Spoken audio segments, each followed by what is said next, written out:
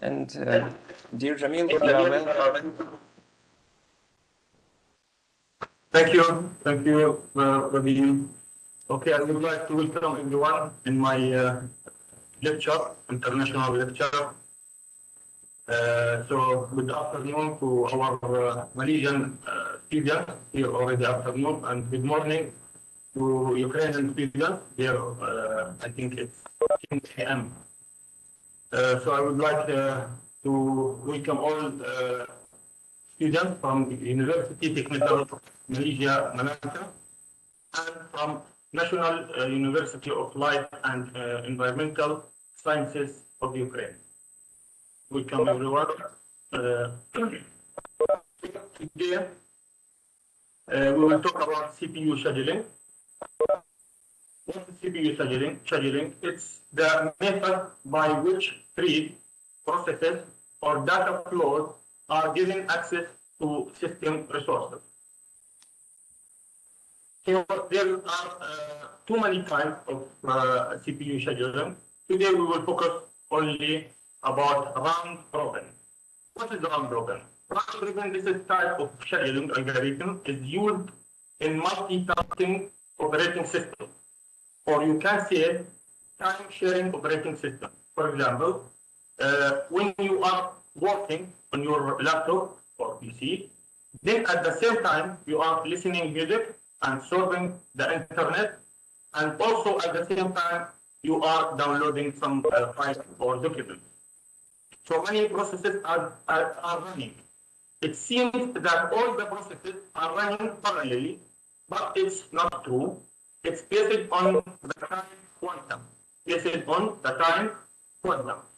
process, the operating system will allocate some unit of time to each process, maybe 2 milliseconds, So maybe for these 2 milliseconds, the CPU will be allocated the process which is running Windows Media Player, and another 2 milliseconds for some process is running maybe that maintaining the system clock of your laptop. So something like this, okay? And there is switching between these processes. And this switching is so fast that it looks like that all the processes are running parallel, but that's not true, as I mentioned before. So this is what the multitasking operating system, what you can say, time sharing operating system. So those kind of operating system for scheduling the processes, we use this kind of scheduling algorithm, which is round robin. So round robin scheduling algorithm is similar to first come first serve, because we have too many types, like first come first serve, like shortest job first. We will talk today about round robin. So round robin is similar like first come first serve, but with some time quantum, and it's always preemptive scheduling algorithm. Okay, what does it mean time quantum? It's time slice. The quantum or time quantum is the time or period of time for which a process is allowed to run uninterrupted in a preemptive multitasking operating system in one go. I will now show you in the practice how to draw the Gantt chart. So let's take this example. During I explain that this example, you will understand what does it mean time quantum and what does it mean. Okay, here we have 5 processes. Okay, each process have post time. Post time, it's like amount of work or execution time. Okay, so we have 5 processes. We need to do Gantt chart and calculate the average waiting time, where quantum given is 5 milliseconds. Okay, so this example is without arrival time. Later on, I will show you how to handle example with arrival time. So far we will start without arrival time. Since there is no arrival time, so we will follow the given sequence in the table. So we will start execute P1, process 1, then process 2, and so on. Because there's no arrival time. If we have arrival time, we will follow which process arrived first, so we will execute the first process.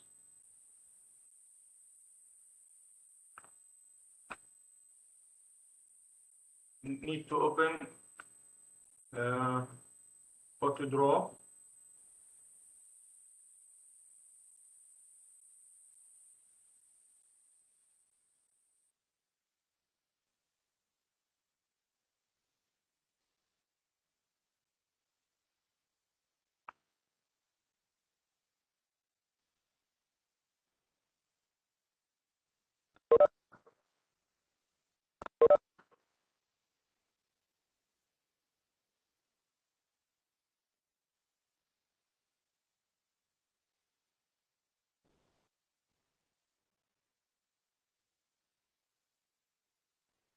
Okay, so as I mentioned, we will follow the given sequence in the given table. So means we will execute the first process. Okay, what is the mechanism here? The mechanism here, we will, okay, the given quantum is 5 milliseconds. Means we will execute 5 milliseconds from first process P1, okay? We will execute only 5 milliseconds. So we will follow the given quantum. As I mentioned, quantum is allowed, the time is allowed to execute each period. So we will execute 5 milliseconds, then we go to next process. Also, we will execute 5 milliseconds, and then we go to next until we reach to P5. Okay. After that, we will make a round back to P1. That's why we call it round robin. Okay. Till we execute all the given burst time or amount of work in the table. So let's start. We execute P1 from 0 until 5. Okay.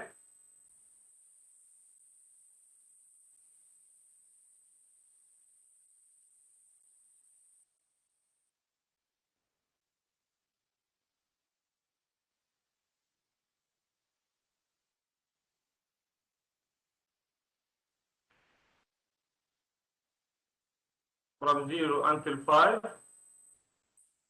and we reduce that 5 unit which we just executed. So the remainder will be 7.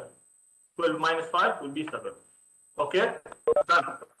Process 1 done. We go on to next process, P2.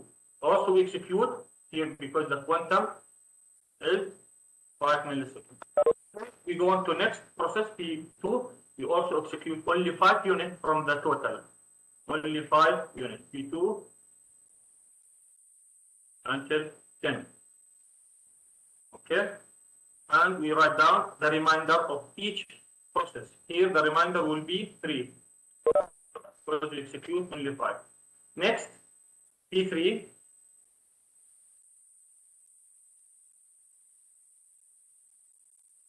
The given quantum 5, but here the total is 4. So we can execute only 4. From 10 until 14.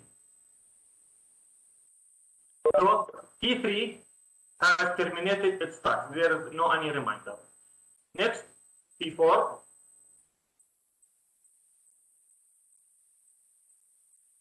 Even the total is 10 units, but they allowed us to execute only 5 units. So 14 plus 5, 19. The remainder will be 5. Then P5, 5 units till 24. Here no any remainder. So P5 also has terminated its task. Okay, now we make a round back to P1. P1,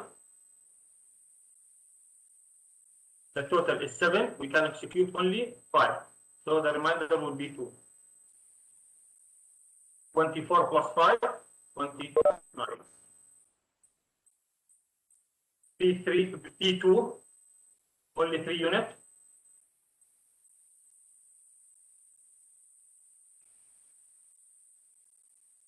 P2. So P2 has terminated its task. P3 also, and we go on to P4. P4, 5 units.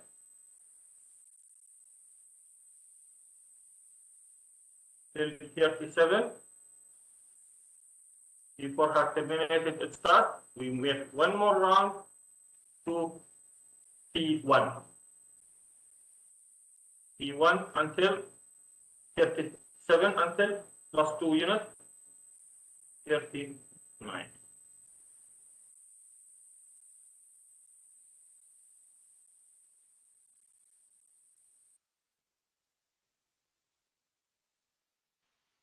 Okay, so this will be our Gantt chart. Here we draw our Gantt chart. Now I show you how to find the waiting time. Okay, if you notice here, let's take the waiting time. Here, no arrival time for each process. Here we have amount of work for each one.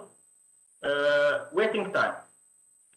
We start with P1, process 1. How many period of P1? We got 1, 2, and 3. So there are 3 periods of process 1. So we count the start time. In the beginning, we start from 0 plus the start time of the second period. This is our second period. The start time of second period, 24, minus the waiting time. We wait because P2 interrupt P1. So P1, process 1, was waiting from 5 units. So 24 minus 5 plus, we go into the third period, start time of the third period, 37. Also at 29, P2 interrupt P1.